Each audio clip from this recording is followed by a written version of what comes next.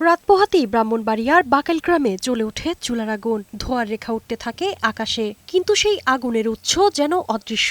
গাছের ডাল বেয়ে বৈদ্যুতিক খুঁটির পাশ ঘেঁষিয়ে ছুটে চলা পাইপলাইনের ভেতর দিয়ে পৌঁছে যায় ঘরে ঘরে।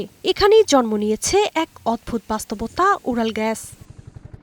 তিতাস নদীর পার ঘেঁষা এই গ্রামে বছরের পর বছর পানির নিচ থেকে গ্যাসের বুদবুদ উঠে এসেছে। স্থানীয়রা সেই গ্যাস সংগ্রহ করে ড্রামে জমা রাখে, তারপর প্লাস্টিক পাইপে ভরে ছড়িয়ে দেয় পুরো গ্রামে। রান্না, ছোট কারখানা সবখানেই এর ব্যবহার। বিজিএফসিএল সূত্র মতে ২০০৭ সালে তিতাস গ্যাস ফিল্ডের ৩ নম্বর কূপে ত্রুটি দেখা দেওয়ার পর থেকেই মাটির নিচ থেকে গ্যাস নির্গমন শুরু হয়। কূপটি পরিত্যক্ত ঘোষণা করা হলেও গ্যাস লিকেজ বন্ধ হয়নি, বরং সময়ের সঙ্গে তা ছড়িয়ে পড়ে গ্রাম জুড়ে। গ্রামের ভেতরে হাঁটলেই চোখে পড়ে গাছের ডালে জড়ানো পাইপ, রাস্তার দুই পাশে ঝুলন্ত লাইন, কোথাও আবার বিদ্যুতের তারের গা ঘেঁষে গ্যাস চলাচল। ক্যামেরায় কথা বলতে অনিচ্ছুক একাধিক ব্যক্তি জানান, এ ব্যবস্থাকে ঘিরে তৈরি হয়েছে প্রভাবশালী একটি চক্র।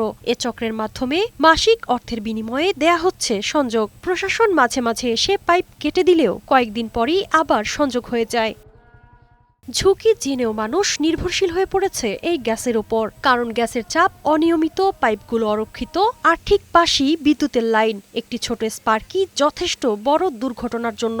সচেতন মহলের মতে এটি পকেট গ্যাস, যা অস্থির, অনিরাপদ এবং দীর্ঘমেয়াদে বিপজ্জনক। বাকাইলের যে গ্যাসগুলো উত্তোলন হইতেছে এগুলা অত্যন্ত বিপজ্জনক এবং এগুলা মানুষের জন্য ক্ষতিকর। এগুলো অবৈধ ব্যবসায়িক গ্যাস দিয়ে অবৈধ ব্যবসা করে, এগুলো সরকারের কোনো অনুমোদন নাই।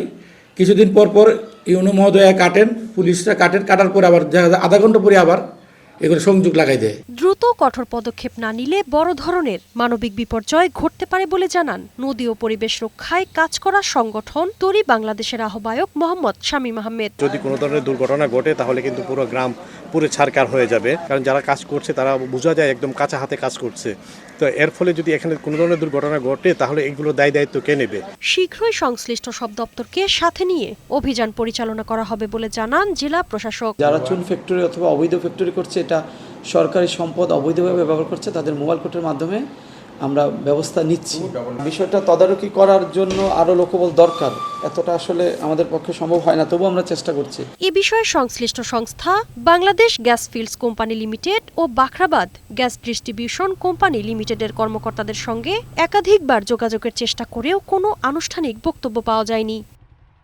শারমিন রিমি, বৈশাখী সংবাদ।